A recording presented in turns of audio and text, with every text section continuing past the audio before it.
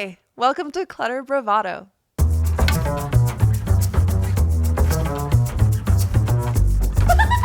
Yes, and it's the energy. It's not just about the stuff. So we should probably just get into it, right? Let's go.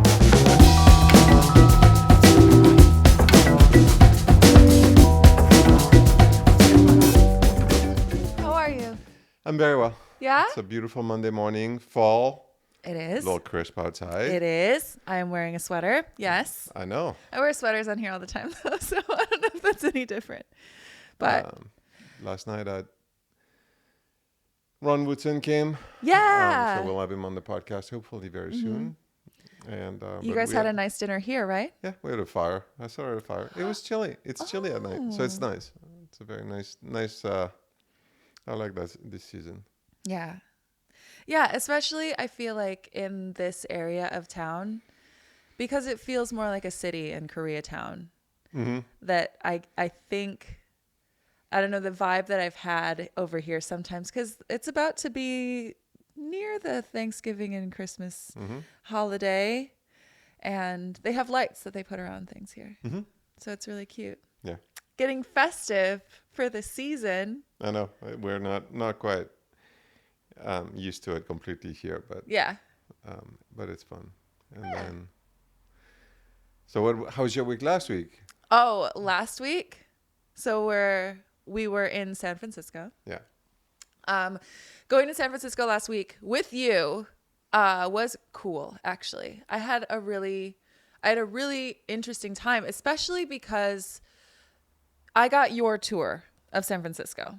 So as I'm sure everybody is aware, you spent a lot of time in San Francisco. You lived there for a very long time. If I wasn't going to say you were from France, I would say you were from San Francisco. Yeah. That's why I still root for the 49ers. Oh, yeah? That's where I was. You know, it's funny. It's because I moved there. I was 24. That's probably one of the funniest things about you, actually, is that you're a football guy. That was football. Like, you just don't. I have one thing. Okay. I had to get one thing. That's fair. But also, it's a little goofy. Yeah. Especially with my understanding of the sport, it's really goofy, but it's fun. Wait, do you not know all the rules? No, I do know the rules, but sometimes I look at the wrong side of, like, the ball is on the other side of the field, and I'm like, oh, that was a fake. Oh, wait. I went to one game, and okay. I don't think I think that I looked at the wrong side of the field wherever the ball was not while they were running. But they're all facing. Oh, I guess they do face against each other. Yeah. Okay. It was fun. Look, I'm enjoying it. Hey, that's all that matters, fun. As long as you're having a good time. No, I'm kind of the same way with football. I don't have a football team. I grew up in Wisconsin, but like right on the border of Illinois. My dad was a Bears fan, or is a Bears fan. My mom is a Bills fan. My little sister, Packer fan. I don't have a. You just Switzerland. I'm Switzerland. Yeah. I just want everyone to have a good time. Everyone needs to win. I'm the same way. Everyone should win. But, well, I mean, I'm kind of one of those annoying people at a sports game where when somebody does something well, regardless of whose team it is, like if you're playing baseball and somebody hits a grand slam, I'm excited about that. I'm like, yeah, good job. I don't care whose team they're on. They did a good job. Like, why am I going to boo someone for doing something that is like pretty impressive? That feels wrong, right? I agree. Yeah. And it is a game. I mean, it is. Yeah. It is a game, so I take it as such. It's not war. We're fine. It's fun. It's just fun. Yeah. Entertaining. Exactly. So you're a 49ers fan, which is funny. So. But let's get back to San Francisco. So your tour of San Francisco, the tour that you took me on, showed me where, like in the Mission, where you used to live, and where your shop was, where John De La Cruz's shop is now, essentially in the same, it's like right next door. Yeah. That's really interesting. But we spent a lot of time at D'Souza Hughes, and I learned so much talking to the guests that we had up there. Now, we're not going to be able to air those until December, so you have to hold on for like a couple of weeks. But when we were there, we had such I had such an incredible time getting to know all of the designers and getting time to just be in the showroom, to ask questions, to sit. I think I sat on every piece of furniture. I think I touched everything in that showroom. And it's huge too. Yeah. I didn't even go to the fabric side, so no, I didn't. Right. But there were so many things there, and I got so inspired. There were things that some of our guests chatted about that I hadn't considered before, that I like now fully have a firm understanding of. And just seeing myself evolve. It's something that I'm really excited about. And I'm really excited to kind of like get my hands dirty, to be able to start doing the work. Because right now I'm like, ooh, okay, I have a lot of tools in my toolbox right now. And like you and I have gone to several like showrooms, and I've had the opportunity to learn through you from going to your workshop as well. There's so much out there. And now I'm hungry. Like before I was like really interested in it. I'm like, ooh, this is really fascinating. But now that I'm starting to understand things a little bit more, I feel like the accelerator is just all the way. Like I'm pedal to the metal. Like I am hungry. Like let's go. This is awesome. You also had the chance to have dinner with my friend Dan Stein and Diane, who, Yes. he's like, I don't know, one of the best antiques dealers. So we had some good conversation regarding antiques. Yes, that was really interesting, actually. Mm-hmm. So you said that he specializes in English antiques from what century was it? 18 and 19. 18 and 19, yeah. I mean, it's English furniture, objects. Mm-hmm. He's really one of the best dealer I know, I think. Yeah. And most expert. Yeah. And you know him from your time in the antiques Oh, business. Yeah. It's been a journey. So you and I spent 12 hours in a car together total. Mm-hmm. That's not including driving around San Francisco, which we did a lot of. But I picked your brain to the point that I'm pretty sure your brain looks like Swiss cheese now. It was already, it's just it's whatever I've left. No, I asked you so many questions. I kind of felt like a toddler. It's like, what's that? What's this? How does this work? But it was great because you gave me a lot of really solid information, especially about, because I didn't really understand how the antiques business really works. And you really broke that down for me in a way that felt, that I now feel like I understand it in a much better way. But one of the things that we talked about, and we're going to go into this more with another guest that we have coming up in the future, because a couple of our guests had brought up scale. Mm-hmm. And I'd heard people talk about it, but I asked you specifically, like, can you explain the differences and like the importance of scale in design? And the way that you broke it down was that when you are in a space, there are certain things that need to feel balanced. And when you have something that is too low to the ground or feels a little bit small in a space, then it's really noticeable. And it really affects the feel of being in the room, and also the flow of the energy of the room as well. And this is something that you and I talked about then for like an hour. Yeah, I mean, but it's something that I then went home and immediately applied to my apartment. Good. And, raising my curtains to like, closer to the ceiling, making everything a little bit like broader and wider. I, changed some of the art on my walls and reorganized it in a way that it sort of fits with the scale of the room. And I cannot tell you how much more I am obsessed with where I live now. And I didn't get anything new. Right. It was moving things to different spaces. It was recognizing the actual flow of how a room works. I mean, obviously there are some things that I'm going to need to buy now.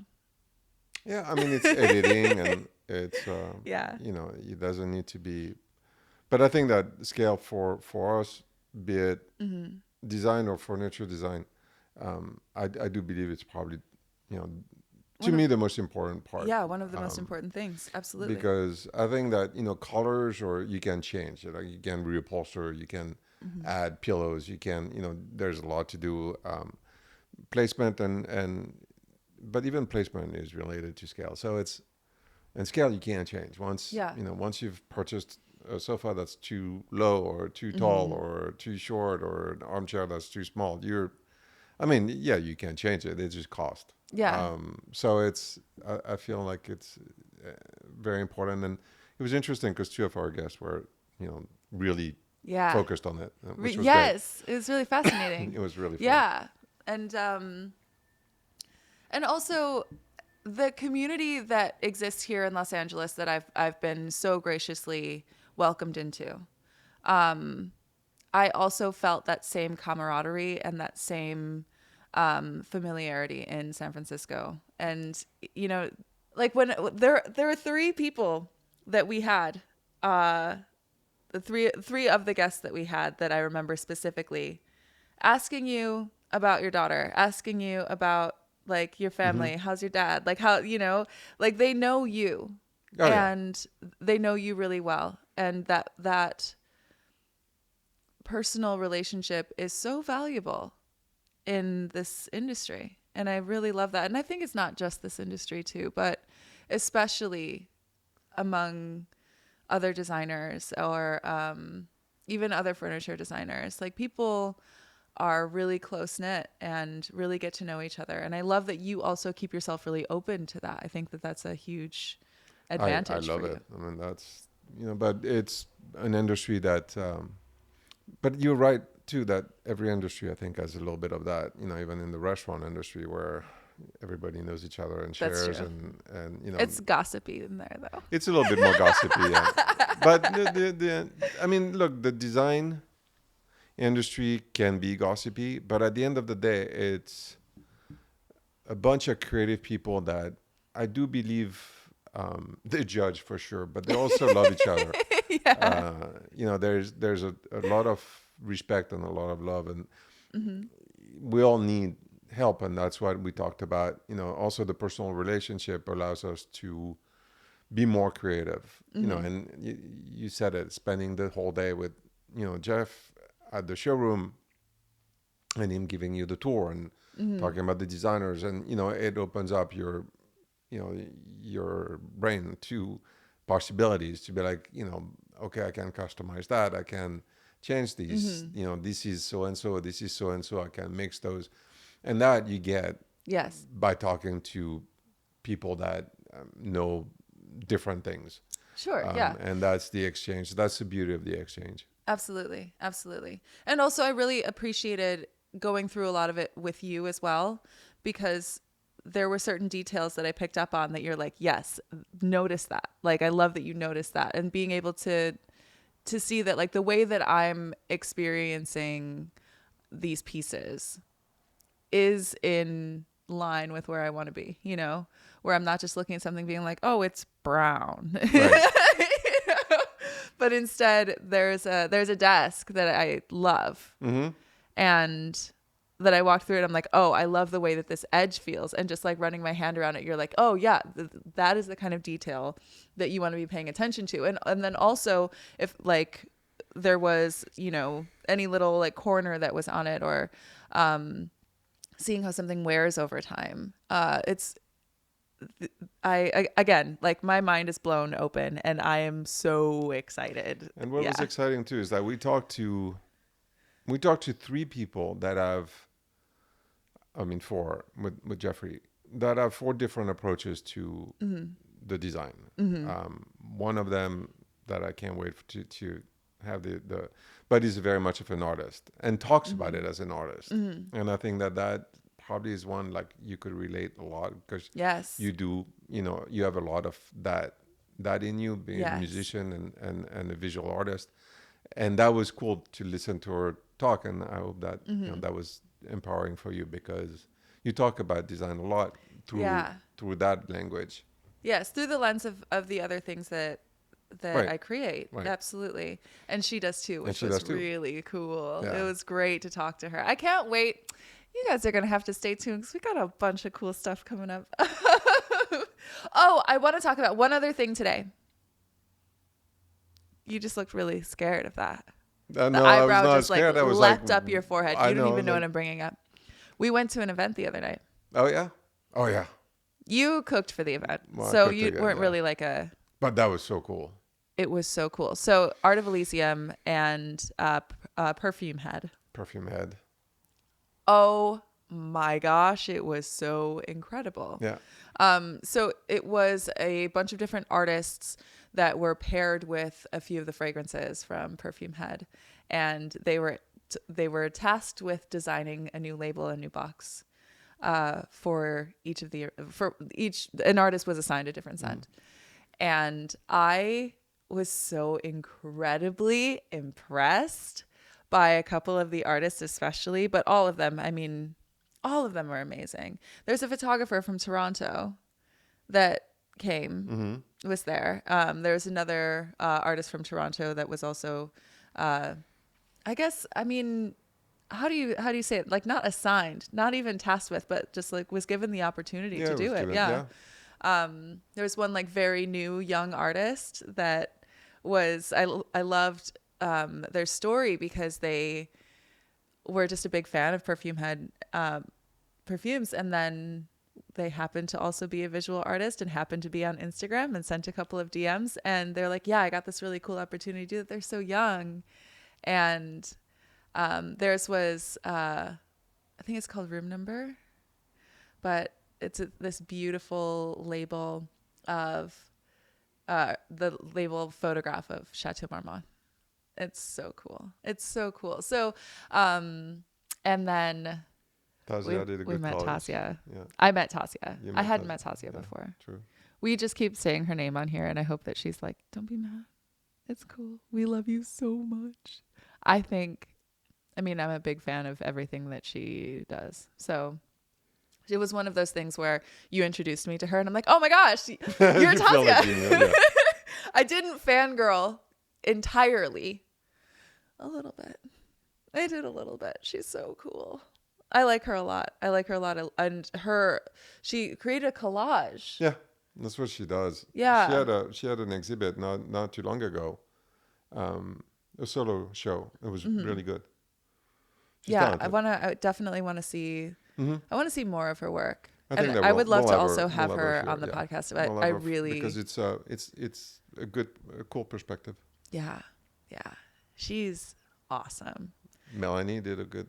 Melanie did one as well. So yeah, Melanie Pullen, who Pullen. we had on here for like our third episode or something. Yeah, She's so cool.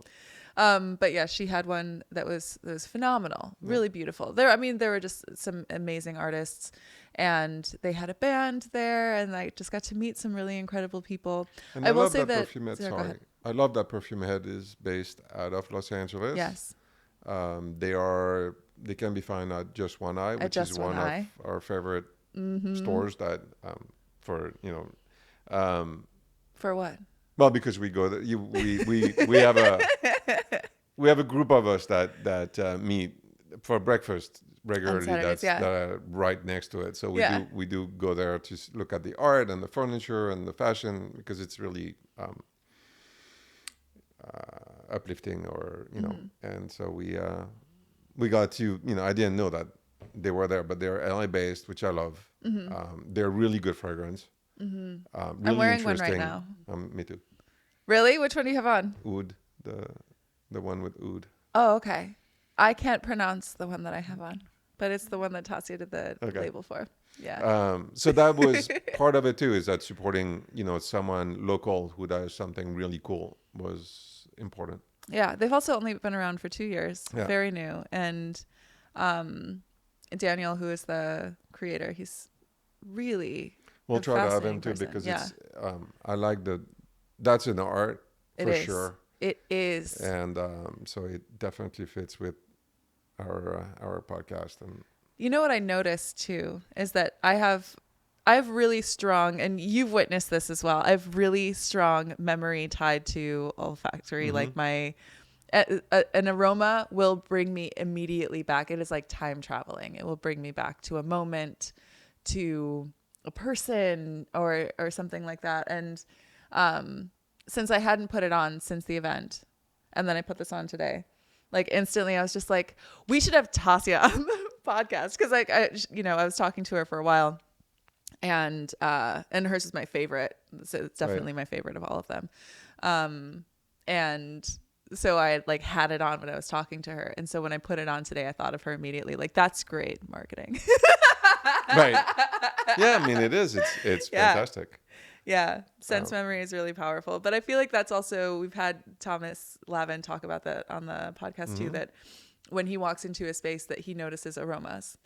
And I think that sense is also something that I really want to play with in design when it comes to creating a home, creating a space. There's so much that you can do with scent too. And that, all the senses. So it's touch, it's, sight, obviously, sound, the acoustics of a room. Ooh. Maybe, I mean, taste, because you're cooking usually here. Yeah. So like when... But yeah. Interesting enough is that I always try to have something that smells good when I cook, so that when people come in, they are instantly in that mood of like, it smells good. And it is important to have that element right off the bat. Absolutely. I will say too, because I eat here so often, right? And when I come into your place, like oftentimes it smells like something delicious is being made. And yeah, that sense memory really ties me to like, oh, this is a place where I can sit, relax, and just like be nourished. And I like that. Yeah, it's a scent is fantastic. Be it a candle, a perfume, or the food that we make. I think it's important to have that. Yes, so we should have Daniel from Perfume Head here for sure. And he was interesting. He was fun. He was kind. It was everything that. It was really a great pleasure to help out again. And I'm glad you met a bunch of cool people that night. They're such amazing creative people up there. Yeah, we'll eventually. I think that we should definitely take a tour of the. Yeah, and we'll have the unit Jen there also, and have Jen. Yeah. And they have some crazy events coming up this year too, or next year. Next year. So I look forward to it. I mean, listen. We're not trying to be cryptic. We're just waiting. Yeah. Until we can talk about things in more depth, I guess. Exactly. And, so we should get to our guest. Yes. Our guest is Lynda Murray. And Lynda Murray was one of my favorite guests that we've had on the sofa. She's incredibly creative. She is also such a strong and driven person. And as a woman in the industry, I definitely am impressed with her. She's a killer. She's badass. I like her a lot. Another one of our. Look, we are lucky. I mean, we're great. I'm grateful that we have all those creative people, and it's funny because the more I think about it, and the more there are so many more people that I can't wait to have on the sofa. Yeah. And I'm just grateful to be surrounded by all those people, and I've been for a long time. And sometimes you forget how lucky you are to be surrounded by people. And I think that doing the podcast with you has allowed me to realize that. And maybe that's for all of us. It's to look at our surrounding and be like, shit. Thanks for being so cool and creative. But yeah. So we should probably get to it. I do want to make one disclaimer though. Yeah. In the recording of Lynda Murray's episode, my mic went out.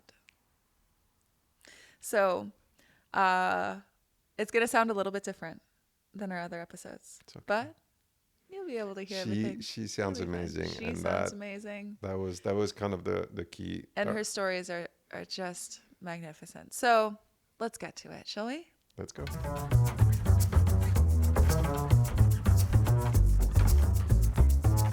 Welcome to Clutter Bravado. Today we are here with Lynda Murray. Hi. Hi. How are you? I'm great. How are you? I'm really good. So I'm pretty. really good. Oh, thank you. Tall drink of water you Oh are. my gosh, thank you so much. So you are one of LA's top 25 designers. You are an incredible interior designer known for your simple sophistication, not simple, but concise sophistication, large scale projects that you've done. And also, you're a pilot. I am. Whenever I started looking into your social media at first and like getting an idea of what we could expect today. And the first thing that really stood out to me is like, this is a woman who does what she wants. I love that. And so I'm really curious, how did you end up in interior design specifically? Gosh, I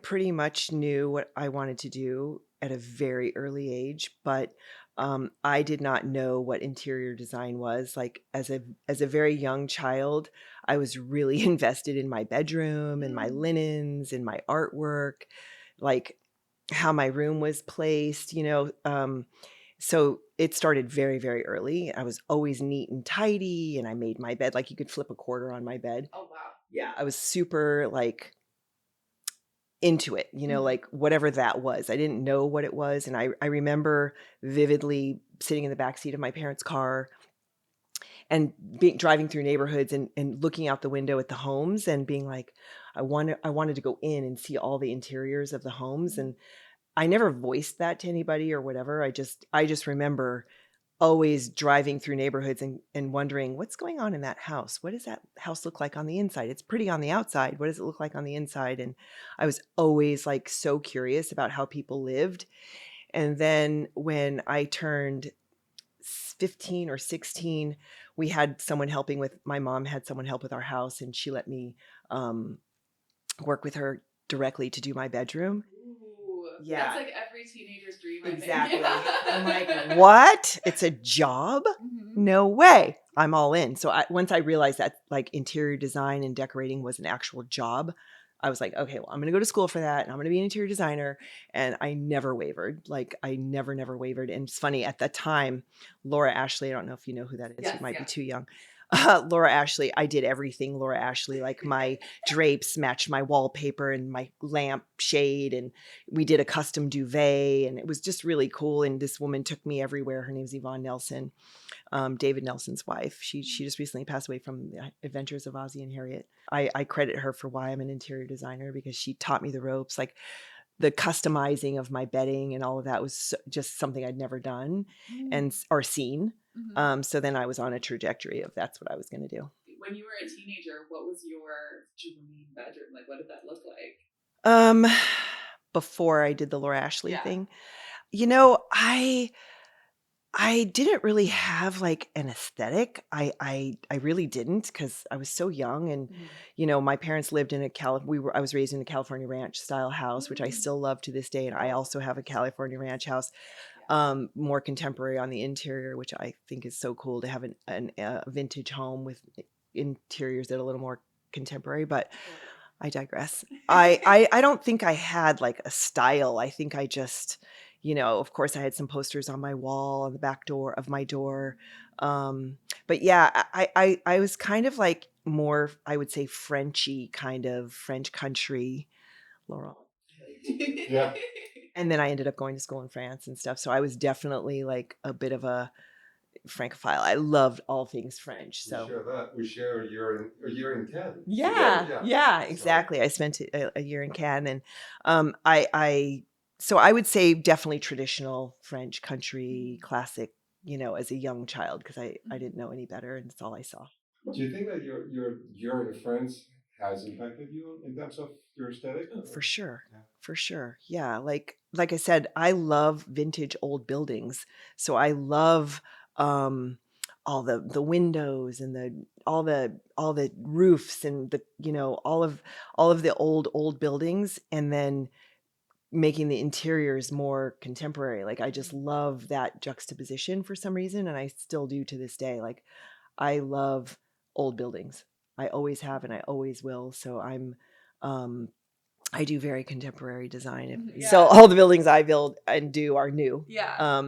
But every now and then we get hired to do, an older, 1940s or 1920s home. And, I give it my flavor on the interior, but I never mess with the architecture on the outside. Yeah. Because I just love that. I value that so much because I'm also really obsessed with old buildings. That's one of the first things that I got really into as a teen. There was this really old brick building in my hometown that I was obsessed with, and I loved the way that it smelled and the windows and just everything about it. And unfortunately, it got demolished, and I remember that being one of the most heartbreaking experiences. Just like, no, but you like, what's going to be there? Like something else has to go there, but it's not going to have the same amount of like beauty and character to it. And spending time in Europe also, like one thing I was so into was just the facades of a lot of the buildings. And I spent a bunch of time in Prague and going through like the square and it's stunning. It's beautiful. Like it. And then you go inside and it's a Starbucks. Exactly. The gap. Yeah, exactly. Totally. I really like the juxtaposition though. So the way that your taste has sort of evolved over time, like I said at the beginning, you're really known for this very intentional sophistication. So how would you say that your style is currently evolving, like where it was maybe like 5 years ago into where you are now? So when I started my career, I did a lot of, most of my stuff was classic. I did a lot of homes up in Montecito, up north near Santa Barbara. And obviously throughout LA. And in California, there's a lot of Spanish Mediterranean. So the first half of my career, I did all of that. Like I even imported antiques from Spain, and I went there, 5 years in a row and brought containers back, and I handpicked antiques and curated this whole thing. People don't even know that about me, but I did do that because I was so into like the and then as I evolved, I got kind of, I don't want to use the word bored because it's not the right word, but like I had done so many Mediterranean and Spanish, and I've done every kind of architecture you can think of that's classic. I wanted to challenge myself more, and doing contemporary design is actually really, really challenging. I don't know if people know that or recognize that. Can you go into that more? Like what makes that really challenging? So it's really quite simple. So if you're doing a Spanish Mediterranean house, and if you've traveled to Spain or a Mediterranean house at all and been to the south of France, you have so much history to look at and pull from and derive from all the things that have been in history. You can even look it up in history books and stuff and study the interiors of Spanish or Mediterranean or whatever homes. But in contemporary, there's no history books. There's no like kind of how to, what's the right moldings, so it's a super hard challenge, and you have to like kind of think outside of the box and create it from your brain. Like there's no history books to like refer to, like what would this kitchen look like, or what should it look like. So I love that about contemporary design, that I work a lot with an amazing architect named Paul McLean. He's a friend of mine, and we've done many, many projects together, and his stuff has a lot of glass, steel, a lot of window expanses where you're not placing things on walls and whatnot. So you really have to be creative on how to make the house function for a family that's super contemporary, and I love that challenge. And I love to make a very contemporary house livable and soft and inviting for kids or dogs and whatever. And you just don't have the history books to look through to figure out how do we pull this off. Whereas you can with classic architecture. Yeah, I mean, in some ways, when you're in this place of creating something brand new, you have the ability to make your own rules. Which can probably feel a little overwhelming. It is. It's a lot easier to follow a guidebook of like, this is how I know this is supposed to. There's a how-to to do a Spanish Mediterranean house. Like it's all there in the history books and magazines and all of that. But and it's, my clients are, expect me to think outside the box always and bring my A game every time to every meeting. You can never, you can't be complacent, you know, and they're expecting you to pull it off and go above and beyond and really pull it off, you know. Can you think of a time, and you don't have to give a specific project, but can you think of one of those times where maybe you made a decision that you wouldn't make now? Oh gosh. Of course. I think of it like a writer or movie director. It's like they watch their movie and they're like, oh, I wouldn't have done that, or I wouldn't have done that. Of course, Absolutely. you know, there's, you know, and I still, I still have like had a misfire here and there. You know what I mean? Like I'm human, and things that like, yeah, I would do differently if given the opportunity. Nothing catastrophic, you know, but just, you know, things change and you're like, oh, if I'd known that, I would have done this kind of thing. Nothing that stands out in particular, like that I said, nothing catastrophic to where I'm like, the client would kill me if they knew. But yeah, of course, you know, it's like there's always things that I would love to, and going back in my own portfolio, I'm like, you know, kind of. That happens a lot. So the whole way that I got into interior design at all is I worked as an assistant for an interior designer. And through that, I was looking through a lot of her portfolio. And in the year and a half that I was working for her, there was one of her projects that went from, I want this on the front of everything, I love all these photos, I love this job, to 6 months later being like, I don't want anyone to see that. I really don't like this anymore. And I found that was really interesting, because I do feel that way about a lot of the things that I've created as well. I'd spent a year recording an album full of music that I loved, and I was so excited about it, and now I can't listen to it.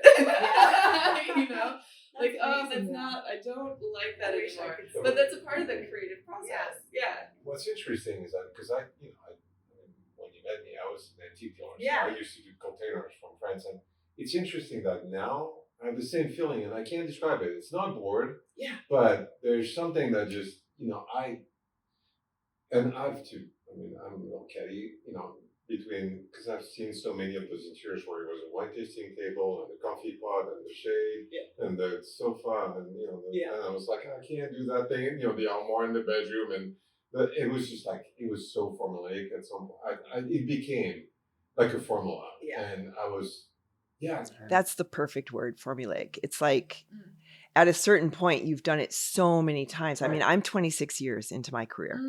So that's a long time. I'm aging myself, but it's a long time. And I have no idea how many homes I've done. I've never counted. I know it's in the hundreds. I have no idea. But after a certain point, you're like, how many, you know, can I do? I need to be challenged in a different way. Like, I know how to do that. Like, and it's funny because it's been so long that I've done Mediterranean and whatnot that when they do drop in my lap, I kind of love it. I'm like, ooh, this is my wheelhouse. Like, I got this. And I'm so clear about it. I'm doing a really big job in Rancho La Quinta. I'm renovating Rancho La Quinta Country Club, and it's a Spanish Mediterranean building. It's the most amazing job. I'm super excited about it, but I'm like, when they interviewed all these firms and everything, and we got the job, and it was like a 3-month process, but I'm like, I got this, guys. Like, when I was sitting in the conference room talking to the team of people that were, you know, interviewing everyone, I'm like, guys, I got this. I really got this. I can't tell you how much I got this. Yeah. And fortunately I got the job, but, so I love going back in time and kind of getting my, you know, I did another one in Brentwood that came out really spectacular, and I was loving it because I hadn't done it in so long. Yeah. So every now and then I'll dip my feet back in. It's interesting because you don't have that with contemporary. No. And there's so much there's also now so much offering in contemporary. Oh my God. It's overwhelming but exciting at the same time. Totally. And it gives you quite a bit of freedom. Plus, if you can incorporate, you know, a vintage or an antique here and there, it's kind of. I'll always throw in vintage in the homes I do. Always. You'll always see lighting or, you know, a piece like Milo Boffman or Knoll or whatever. I'm a huge fan of the vintage stuff. So I definitely, it adds flavor to the contemporary homes and gives the house a little bit of a vibe. You know, when you find really great pieces and you place them in the house, I think that's a must. That's so cool. Well, okay. You said that you've done over 100 projects, but you haven't counted. Yeah. In all of those, is there anything that you have wanted to do that you haven't had the opportunity I mean, as far as architecture or, Yeah. God, I've done every, Yeah. truly, yeah, I've done every kind of architecture that there is. Everything, mid-century, English Tudor, Mediterranean, uh, I mean, I've done everything. I don't think that there's a style that I haven't worked on. Is there an artist that you haven't worked with An artist. that you want to work with? Like for me, for example, it'd be, and Kimberly and I would be like to have a Niamberry, shade or like someone like you're working with someone like that. Is there someone that comes to mind? It's funny. I was just at Christian Lieg Showroom, and I just love. He's no longer with us, Right. and I was just saying, like, if I could have interned or apprenticed for anyone, I would have followed him around for free and got his coffee just to be in the same space with him, just because I think that he was so innovative in his designs, and there's just been no one else in the world like him. So I would say Christian Lieg. Yeah, I think he's just a genius. Yeah, I agree. Mm. Yeah. I mean, Yeah. you have to recognize when there's a genius. Yeah. So, I really feel that way. Yeah. I want to talk to you more about what it was like getting into the industry, but also just being a woman in the industry of design, and also being someone who doesn't tend to, and like maybe I could be wrong about this, but you don't seem like someone who backs down very easily. You seem like you're very, from my point of view, you have a very strong presence, and you have a lot of knowledge, and you have a lot of experience. So have there been times that you've experienced challenges based on maybe an initial perception, or what someone, like when you're working with other people in the industry? Like, what is an example of that? I mean, there's so many. Yeah. We'd have to like get sleeping bags and spend the night. Yeah, I've been around a long time, and I've seen a lot, and it's definitely hundreds of homes that I've done. Like, I don't know how many, but and working with the end user, the client, I think is probably the most challenging, in the fact that you're oftentimes working on their biggest purchase that they've ever made in their life. I don't care if they're billionaires or whatever. It's like, generally speaking, the homes we do, it's oftentimes the largest purchase that they will have made at any given time. So it's very intense and very important. And, sometimes people can behave badly, Fortunately, right now I'm at a stage in my career where my clients I adore. Like, I love them and will jump through hoops of fire for them. But earlier on in my career, where I was a little more, I'm still hungry, so I don't want to use that. But I was a little bit more green and really wanting to prove myself and all of that.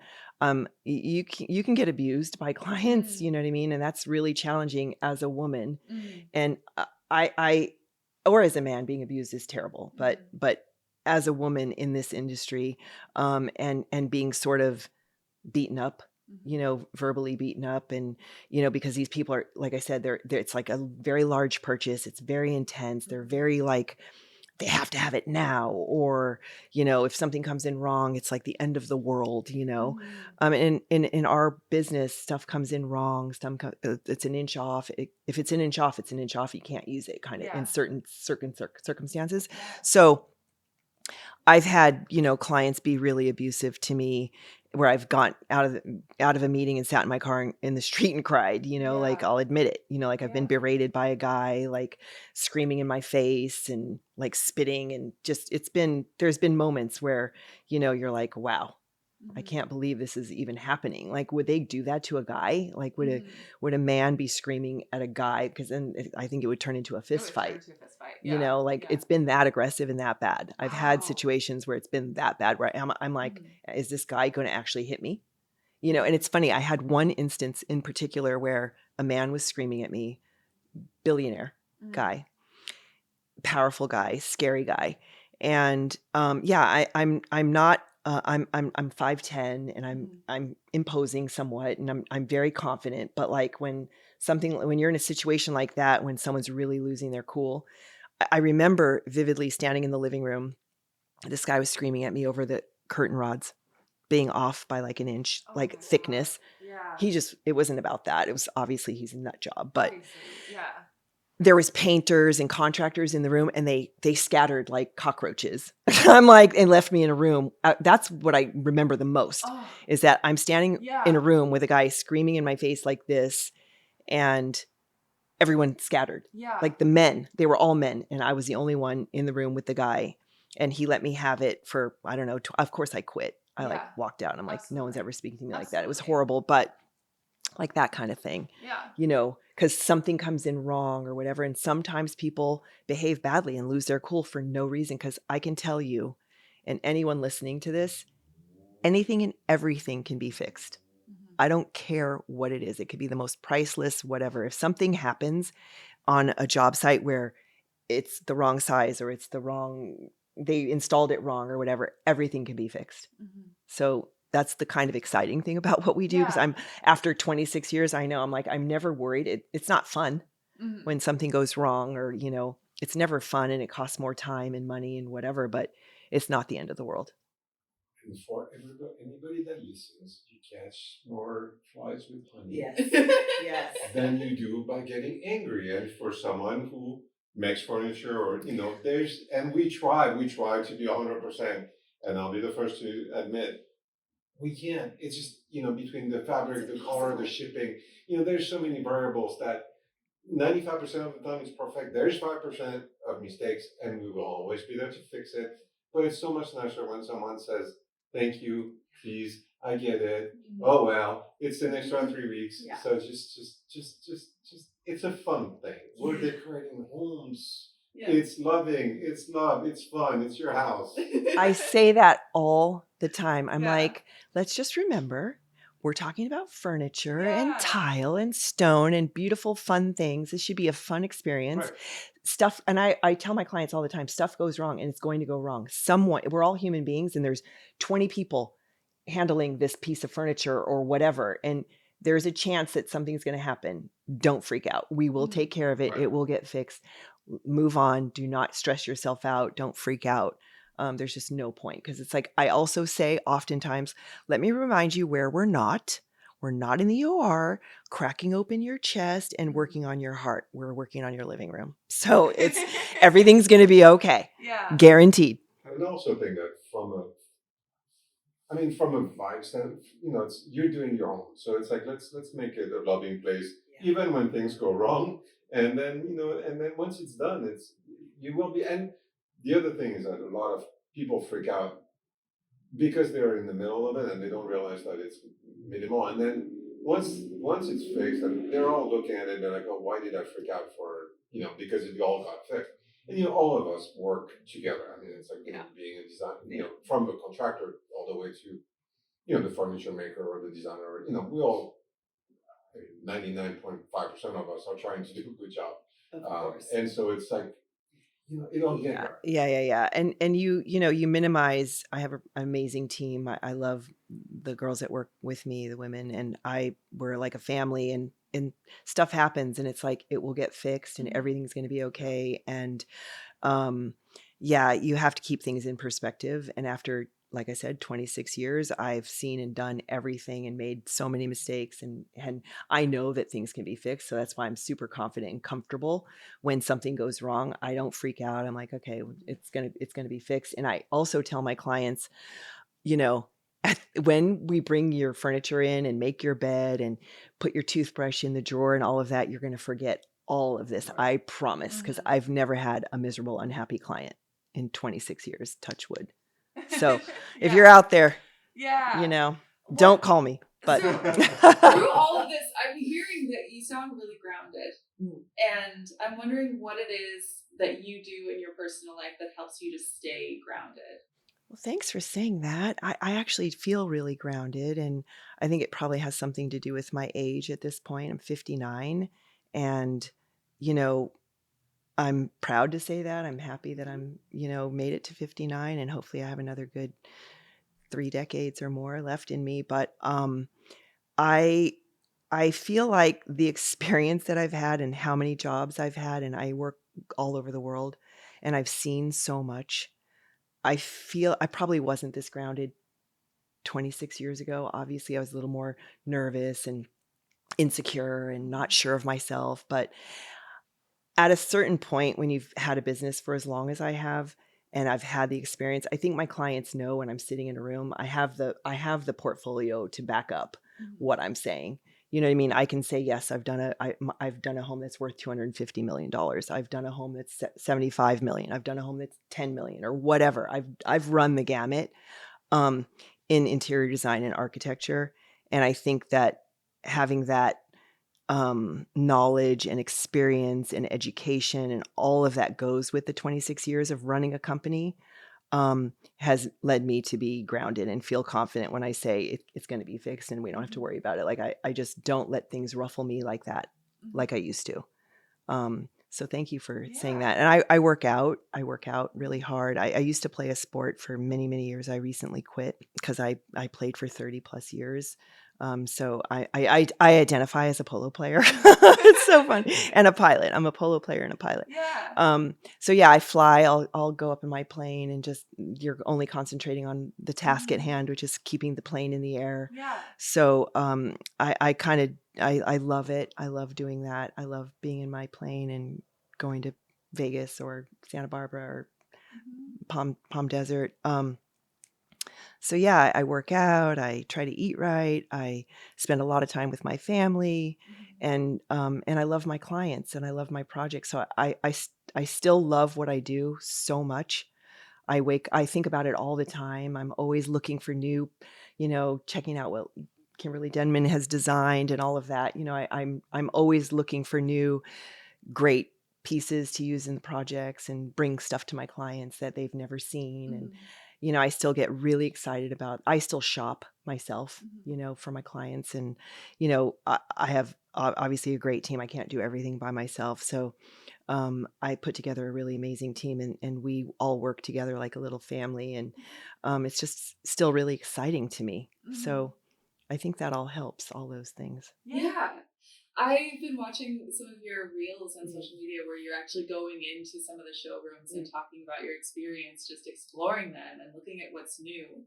And we've talked in the podcast before about the importance of like going in and interacting with pieces and interacting with the space rather than just sourcing something online. So in your experience, as things are evolving to be more of like a virtual way of sourcing, like what is your experience or your opinion on that? Well, so that's a really great question and super important, I think. So I am very tactile. And that's why I shop the fabrics that I'm going to be using on the pieces. I really do. Like, I'll run into PDC and they're like, what are you doing in here? Like, you're shopping the fabrics? I'm like, they think it's shocking that the principal is actually shopping fabrics, but I do that myself. And I think it's really important if I am selling something to a client and it's a $40,000 sofa or whatever it is, even if it's a $5,000 sofa, I can say I sat on it, I touched it, I know it, I saw it myself. Like, I feel very comfortable selling you that because I saw it, so I think that's really important. Having said that, I shop online. Because we're able to shop globally now, which is so amazing. First Dibs, and there's just a bunch of online sources that vet the products. And so because I've been at it for so long and have been able to purchase things repeatedly, from the same vendors and designers, and have it delivered to America. And I'm like, oh, thank God. It's what I hoped it was. Because obviously I can't hop on a plane every week and go to Europe and touch and feel everything. So I feel comfortable and confident in the brands that I shop and vet myself. And then through things like First Dibs, which they vet, buying online and not having sat on it or not having touched it myself or crawled underneath and looked how it was made, because I'm very strict about that. I want to be able to say, I know what you're getting. So we buy a lot of the same brands, where I know what I'm getting when I shop Kimberly Denman online. I know what I'm getting. But when I don't, it's a little bit of a risk. I'm not going to lie. Like every now and then I'm doing a Hail Mary Like, I hope that thing comes in the way I expected it to, you Yeah. know, and it's just kind of the way of the world now, right? Like it does open up the whole world for you. Mhm. So I can shop in New Zealand, I can shop in wherever. Mhm. And I love that Mhm. because it just, you just have so many more options. Yeah. So it's never going to go away. And you know, you can call people and try to figure out, have someone, I'll have people sit on some, like you're a tall girl and so am I, and I'll have them sit on it and show me where their tush ends on this, you know what I mean? Yeah, I'm like, I yeah. need to see the perspective, or put your hand in front of it so I can see the size of that. Mhm. Because sometimes you'll buy something and you have the dimensions, but you don't really get it until you see it. And you're like, Mhm. that's much smaller than I anticipated. Yeah. Yeah. So I'll tell people, throw your hand in there, put something Mhm. in there so I can see, get the perspective of what it is. So you got to just be smart about it. Yeah. And a big part of that too, like one thing that's great about like with Kimberly Denman is that you have people that you build a relationship with that are the people that are responsible for making these things. And so how would you say that those relationships have also improved your ability as a designer? Everything. Yeah. It's everything. Like, I love Laurent. We're friends, but I only know him because I shop in Mhm. his showroom. You know what I mean? So, and it's like a huge responsibility of the vendor, in my opinion, to back their product and service their product. I mean, I have a little blacklist. It's not super long, but it's there and it exists. If we've had like a really bad scenario happen, I will never shop there again. Oh. Yeah. Yeah. And it's a running list. And there's, you know, like I said, it's not super long, but it's there, and it's like, I expect, if I'm spending a lot of money, and I spend a lot of money every month, I expect my service, the back end. It's like, it's one thing to make the sale, and then if the vendor drops off and they're not like following up and letting me know if it's going to be late or whatever, that's just unacceptable. Yeah. It's unacceptable. And I'm really strict about that. That's where the, you know, stronger Lynda comes into play, where, you know, if my team is having a problem with a vendor and, you know, they're like, it's going to be this late, or they said this, or they said that, I'm like, okay, give me the number. Tell me who I'm supposed to call, and I'll not lay them out, because that's, Yeah. I'm not a screamer. It's not my thing. But I'm like, No. if I'm making a phone call, it's not going to be good for them. You know, I'm like, I'll be like, this needs to happen. Yeah. And I don't care what you have to do, you know, put me ahead of whoever. It was meant to be on this day, and you're telling me it's going to be another 6 weeks. That's just unacceptable. You have to figure it out. Yeah. You know, get it on a plane or whatever. Yeah. So I feel like my vendors and designers that I've worked with over the course of my career I'm very, very close with, you know, and they're like friends of mine. Yeah. And it's a mutual respect, where they know that I'm presenting my clients, who are some of the wealthiest people in the world, expect to get what they paid for. Yes. And have it be perfect. Like, there's no like, it's not quite right. Like, no, it needs to be right. I'm not afraid to spend a bunch of money and have my clients throw down for pieces of art. You know, like it's how I see it. I see some of this furniture as like art. Absolutely. And they're willing to pay the money, but you better back it up. Yeah. And it better be what I thought it was going to be, you know. And I don't think there's anything wrong with that, you know. And I just think there's a mutual respect. So that's why I go to the same vendors over and over and over the course of my career. I've been working with people for my whole entire career, because I know what I'm going to get. And I can say to my clients, it's going to be no problem. It's absolutely what you think it's going to be. And it feels good to be able to say that when they're spending $50,000 on a sofa. Absolutely. Yeah. Yeah, that's something that I have noticed too, because I've gotten to know a lot of people who are furniture designers or who are interior designers, like working more directly with clients. And the thing that I'm sort of pulling from it, from my own perspective, and I could be wrong about this, I don't think I am, but Of course not. but the way that you interact with your clients, or that vendors are interacting with designers, not even specifically talking about like the piece or the design, but just the interpersonal relationships, the way that those relationships are valued by everybody involved. Like, if somebody rubs me the wrong way, I'm not going to buy their couch. Does that make sense? You know? Absolutely. Yeah. Yeah. Absolutely. So and I feel like that is something, especially in the city of Los Angeles, because it does tend to be a little bit more of a tighter community, that it feels like a community that's really built on relationships and the integrity of work at the same time. I think 1,000,000%. Yeah. That's spot on. Okay. And like I said, if I have a bad experience, I'm not going to let that happen twice. Yeah. You know what I mean? Yeah. Like I'm not like, oh, you're going to get another chance. Like that's just not happening if it's egregious. And Mhm. usually if you're on my blacklist, it's egregious. It's Yeah. been something egregious where I'm like, I'm never going to put myself through that again. Yeah. And why would I? Because LA, in my opinion, and I've been all over the world, I've worked globally Mhm. for a long, long, long time. I feel like Los Angeles has some of the best artisans on the planet. And I say that with total confidence. I feel like the best of the best architects, contractors, furniture manufacturers, painters, mill workers, stone installers, the best of the best of the best are here, Yeah. right here in Los Angeles. Yeah. And like I said, I've worked in New York. I've worked in all the top markets, Europe, New York, Florida. I've worked everywhere, and not everywhere, but I've worked in a ton of places. And LA is definitely, in my opinion, the pinnacle of interior design and architecture. Everything you could ever possibly want is here at the highest level.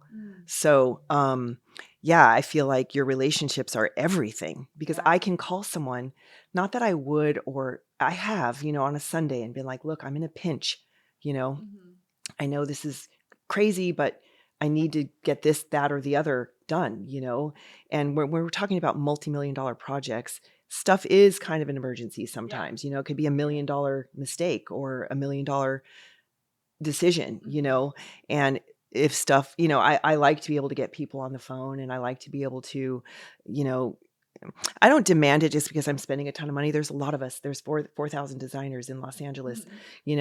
Maybe there's a group of us that are doing these multi-million-dollar homes, but there's a lot of us. Yeah. So the competition's there. So it's not like, oh, because I'm spending so much, you need to jump through hoops for me. But when I am spending, I just expect the service to be what I would give my clients. And my clients are trusting me, and I'm trusting you. Yeah. Because it's my face that they're going to be yelling at, not Laurent's. You know what I mean? Like Yeah, if something's exactly. wrong, they're going to go directly to me, and then I have to beat up Laurent. And then Laurent. And he's so used to it that he's okay. Yeah. You know what's great? As the person who receives the phone call at night, For the record, I've never done that to you. You've never done that. Not to you. But for the record, there are a couple of you that have. And it's fun. There's something about it that's like, you see that color ID and you're like, and you know that they're calling you. Most likely they're calling you because they need that chair yesterday, and but it makes you feel, that's part of the community. That's part of the friendship. That's part of, you're like, yeah, okay, I'll go to the workshop tomorrow. We'll start at 6 a.m. Yeah.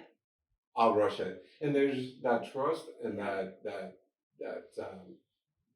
connection that you have. And as a maker, it makes you, now I can't take a phone call every night like that because, but you know what? When someone calls, you're like, you're back. And it's not about money. It's about, it really is about friendship and community and also longevity. I mean, it's true that, we started the podcast, and suddenly I realized that I've been in this business a long time, and I've known, I've had connection with designers for 20 years or more, and so it becomes way more than just a client. It becomes, I've seen the whole thing, and so when you call, you're like, okay, I'll have your back, I'll jump through the hoop, and it makes you feel like, you know what, it's fun. I agree. I just think it's so much more than that. I mean, I'll walk in and I hug, and I'm like, my upholsterer I've known for my entire career. Right. And I love him, and there's nothing I wouldn't do for him or his family, and vice versa. I've called him crying and, I need your help. Like I've had him shut down his entire thing to get something done for me. I paid him, but I'm like, Right. it was an emergency kind of thing. And, so yeah, it's like, I'll never forget that for the rest of my life. And I'll be loyal for as long as I'm doing this job. The people that I work with are, to me, like the only reason why I have a business for 26 years that's successful is because of everybody that I work with, and all those people who have helped me build this business and made me look good, over the course of my career. Of course I'm going to stay loyal. There's nothing I wouldn't do for the people that I work with. There's just not. Yeah. it's interesting because I don't first think about that when it comes to building a successful business, which is the loyalty with the people that you're working with your vendors, with the artisans that you're working with. That just blew my mind a little bit. Obviously, it's so simple and obvious. Yeah. But yeah, loyalty is being a real. It's everything to me. Yeah. It's everything to me. Like the people that work for me and the people that I hire to do the jobs I've worked with for as long as I can remember. And I push for those vendors to get on because we build from the ground up. Like a very large part of my business is building from the ground up, new construction. And so these jobs go on 4 years, 5 years. They're a long, long time. And, there's vendors like my mill worker and my stone guy, is a guy named Mark Ziola. Just throw a shout out to Mark. They do such impeccable work. And I know that if I'm spending $10,000 on a slab of marble that I've imported from wherever in the world it came from, that he's not going to mess it up. And it's going to be exactly what I designed. We do very high level of design. We do crazy renderings and in-house, and we design all this stuff. And I don't want it to get ruined by some guy that's going to hack it up. Yeah. And then I'm like, okay, well, now what? So all of those relationships are what built my business. So yeah, I'm loyal. It's like really important to me. And I expect the people that I work with to be loyal to me as well. Yeah. Yeah. So I do want to get to our 3 questions that we ask everyone. And they don't have to be like rapid fire lightning questions. If you want to expand on it a little bit, you're totally welcome to. So the first question is, what is the messiest place in your house? So easy because I'm super neat freak fanatic. I'm an interior designer, and most of us are like super anal retentive with our homes. Yeah. So my husband's room, like. That's fair. That's fair. Sorry. By the way, we love you. Yeah, I love you. Also, what a beautiful thing to say on your anniversary. Exactly. Sorry, babe. Happy anniversary. Yeah, it's like, and you know what? He's so clean. Laurent knows him. He's super clean and neat because I couldn't be with someone that wasn't. But he puts his clothes on the floor and the towel and just, so Eddie's room. Okay. Easy answer. I love that. One thing that's interesting that I've asked that question of every guest that we've had. And for all of our designers, all of them have said someone else's space. Because it's true. Yeah, it's very rarely that it's like, oh, it's mine. Yeah, this part. Like artists are different, but like when it comes to designers, it's like my children. No. I have never met a designer that's messy like that. It just doesn't go. Yeah. Like it just doesn't go. Yeah. Like who's gonna hire a designer that's messy? Like it just doesn't even it doesn't compute. Totally. Okay. Second question. What is your favorite place, either in your own home or in a home that you have designed? I love my closet in my home, but there's a home I did in Idaho, and sorry, not in Idaho, in Utah, in Park City. That whole home is just I'm so connected to it. I'm connected to the family that lives in it. The Fogelmans, shout out to the Fogelmans. We built this house together on a mountain. It's a ski in, ski out. And every inch of that house to me is so me. It's so impeccable, but like they let me stay in the same room. I stay with them all the time. We go skiing. They're really close with Eddie, my husband. Cool. So we're super close. I've been working with them for 20 plus years. Oh, wow. So I have a relationship with their kids and everything. So the room that I sleep in the house in Park City with the Fogelmans is my favorite. It's just like. How would you describe it? It's so perfect. It's like it's got a fireplace, and the view is like in the wintertime there you can see like it's on the ski slope, so they can't see in, but you'll see skiers, and in the summertime it's just pine trees everywhere, and you'll see elk, and it's just like the most perfectly situated home in every sense of the word, and just designed really, really well. Oh, yeah. Goodness. Oh, I love that. I also love that you built such a relationship with them that you get to just stay there. Yeah, we're friends. Like, yeah. That is awesome. Yeah. It's awesome. Ooh. Yeah. okay. And I tell them all the time, like, Yeah. I really love this house. And they're like, you're just saying that. You say that to all your clients. And I'm like, I'm saying it here on a podcast. And I'm going on record, Fogelmans. Your house is the bomb. So my last question is, when you walk into a space, whether it was here today or when you walk into someone's home or even your home, what is the first thing that you notice? Ooh, that's such a good question.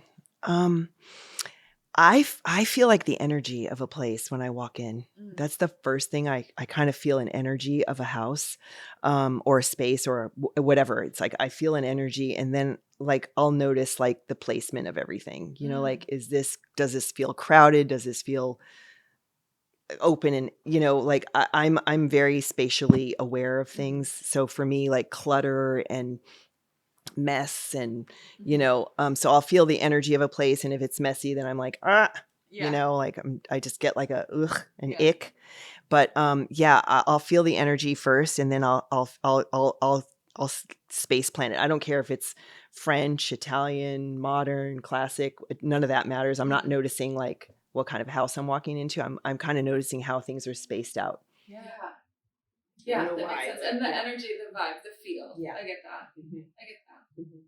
Oh my gosh. You are amazing. Oh. I want You say that to me. No, I mean, I might, but I really mean it this time. Like, you're so cool. And unfortunately, I know that you had a dinner while I was out of town. Yeah. And I wish that I could have been there because, I mean, we're going to have lunch today. So we'll have some more time to chat. But you are just spectacular and really very, very much an inspiration. Your work is beautiful, and also I'm just gonna keep following your Instagram. Do you want to plug your Instagram real quick? Oh yeah, it's lm-id.com. Oh my gosh. So is there anything that we should be looking for in the next?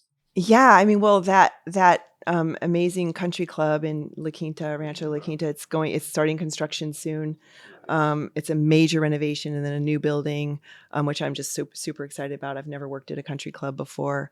And I have a fun project in New Zealand that we're excited about, and just all the homes up and down the coast that I'm working on in Laguna and all over LA. Amazing. Oh, great.